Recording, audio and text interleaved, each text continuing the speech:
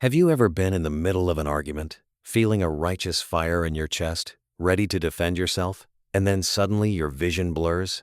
You feel that familiar, dreaded lump in your throat. Your voice cracks, and against your will, tears start to spill over. You aren't sad. You are furious. You are frustrated, but your body is doing something you didn't ask it to do. The person you are arguing with looks at you, and their expression changes. They see weakness. They might even say, "Why are you crying? It's not that big of a deal." And that only makes it worse. You are humiliated by your own reaction. You feel like a child having a tantrum when all you wanted was to be a strong, assertive adult. If you know this feeling, I want to start by offering you a completely different way to see yourself. We often think that crying during conflict is a sign that we are fragile. We think it means our system is weak. But I want you to consider the opposite. You are not crying because you lack capacity. You are crying because you have an excess of caring. Most people can stay cool in an argument because, frankly, they are only 50% invested. They are detached. But you are Alan. You are running at 150% capacity. You care deeply about the truth, about the relationship, or about the injustice. Any engine that runs at 150% generates heat, a lot of heat. So today we are going to decode the phenomenon of angry crying. We will explore why your body tries to cool you down when you get too hot, and I will give you a toolkit of invisible strategies to help you stay in the room and stay in control. To understand your tears, we need to step away from psychology for a moment and look at biology. Think about a marathon runner. When they sprint, their muscles work incredibly hard. Their body temperature spikes. If they get too hot, their system will shut down. So, what does the body do? It sweats. It releases water to cool the surface of the skin and regulate the internal temperature. When you see a runner sweating, you don't think, "Wow, they are so weak." You think they are working hard. Their body is doing exactly what it needs to do to keep them running. Angry crying is just emotional sweating. When you are in a high-stakes conflict, your nervous system is sprinting. You are in a state of snorts, high physiological arousal. Your brain perceives that your internal temperature, your stress, your focus, your passion is reaching a critical limit. To prevent you from overheating, your brain triggers a cooling mechanism. It activates the parasympathetic nervous system. This is the rest and digest system. It releases acetylcholine. It slows your heart. And the visible side effect of this cooling process is tears. So the next time the tears come, I want you to reframe the shame. Tell yourself, "I am not breaking down. I am just emotionally sweating. My body is cooling off the engine so I can keep going." But there is another layer to this. Your body isn't just trying to cool you down. It is trying to save your life. I know you might feel betrayed by your body in these moments. You might feel like it's sabotaging your argument. But I want you to imagine that your body is an ancient, overprotective bodyguard. This bodyguard loves you fiercely, but it is also very old-fashioned. It thinks every conflict, even an argument with your boss or your partner, is a life-or-death situation with a saber-toothed tiger. When the conflict gets intense, your bodyguard gets scared for you. It thinks, "This is getting too dangerous. The aggression is too high. If we keep fighting like this, we might get hurt." So, it steps in front of you. It forces you to cry. Why? Because of a fascinating piece of evolutionary biology. Recent research shows that human tears contain a chemical signal, an odorless pheromone. When opponents smell or see tears, their testosterone levels drop and their aggression centers power down. Your tears are a chemical blanket. They are biologically designed to send a signal to the other person that says, "Lower your aggression. Stop attacking." Your body isn't betting against you. It is trying to de-escalate a fight it thinks you might lose. It is trying to ensure you survive to see another day. So, you can thank your bodyguard.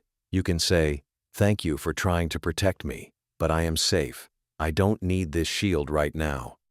Now, we are going to move into the toolkit.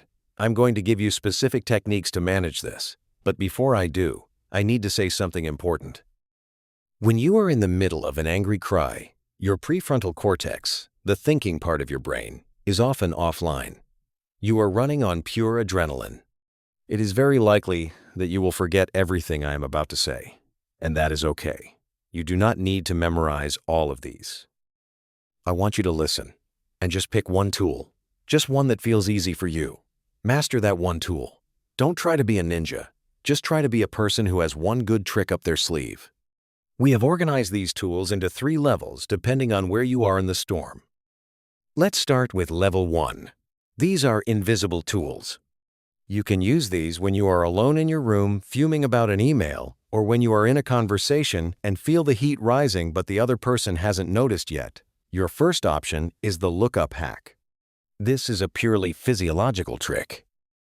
The moment you feel that prickle in your eyes, physically look up. Tilt your chin slightly and look at the ceiling or the top of a bookshelf. Looking down signals introspection and feeling to your brain. Looking up signals visual processing and alertness. It mechanically keeps the tears in and neurologically tells your bodyguard, we are still watching the world. We are not shutting down. If that doesn't work, try the math hack. The part of your brain that cries, the limbic system, and the part that does logic, the prefrontal cortex, share a blood supply. They are like a seesaw. If one goes up, the other must come down. Force your logic brain to wake up. Do a specific math problem in your head. Not 2 plus 2, that's too easy. Try 100 minus 7, that's 93 minus 7, that's 86, and goes on. It is neurologically impossible to maintain intense emotion while doing complex subtraction. You are forcing the blood flow away from the tears. And finally, if you feel like you are floating away or losing control, try sensory grounding. Anchor yourself in the room. Quickly find 5 things you see, 4 things you can touch, 3 things you hear, 2 things you smell, and 1 thing you taste. This pulls you out of your internal storm and back into reality. But sometimes the wave is too strong. The invisible tools aren't working and you are about to sob. In this moment, you need to get out of the situation without looking like you are running away. You need a strategic pause. The best way to do this is the water break. If your voice is cracking, say this. I'm going to grab a glass of water. I'll be right back. This is not a retreat. This is a tactic. Here is why this works. When you get the water, take a slow sip. The act of swallowing physically forces the glaucus to relax. It resets the muscle spasm that causes the sobbing sound. This 60-second break gives you time to shake out your hands to release adrenaline, take a sip, reset your glaucus, and return to the room on your own terms. Finally, let's talk about the hardest scenario. It's too late.